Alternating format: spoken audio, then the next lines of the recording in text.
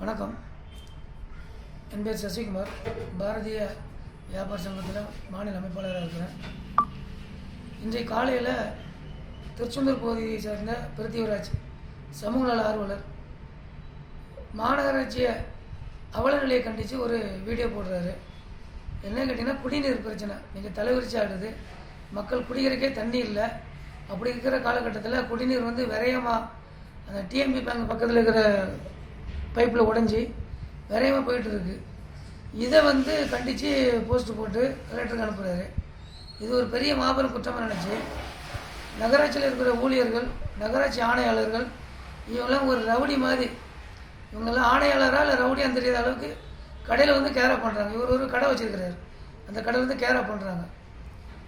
அரசு இப்படி தான் சொல்லிக் கொடுக்குதா, இவங்க சட்டப்படி நடத்த சொல்கிறாங்களா இல்லை ரவுடிசம் பண்ண வைக்கிறாங்களாங்கிறது மாவட்ட ஆட்சியாளர் முதல்ல உங்களுக்கு கடிவாளம் போடணும்.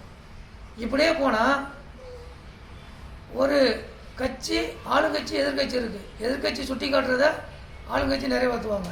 அது மாதிரி தான் இதுவும் அந்த சமுதாயத்தில் அந்த இடத்துல நடக்கக்கூடிய ஒரு பிரச்சனைகளை சுட்டி காட்டுறாங்க.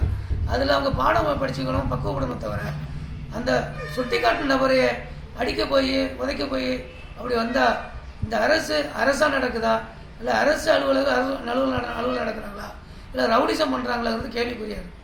இதை உடனடியாக மாவட்ட ஆட்சியர் தலையிட்டு இதுக்கு ஒரு தீர்வு காணணும். அந்த நகராட்சி ஆணையாளரை உடனடியாக கண்டித்து அவர் பணி நீக்கம் செய்யணும் எங்கள் பாரதிய வியாபார சங்கம் சார்பாகவும் சிவசேனா கட்சி சார்பாக கேட்டுக்கொள்கிறேன். உடனடியாக மாவட்ட ஆட்சியர் தலையிட்டு நடவடிக்கை எடுக்கணும்.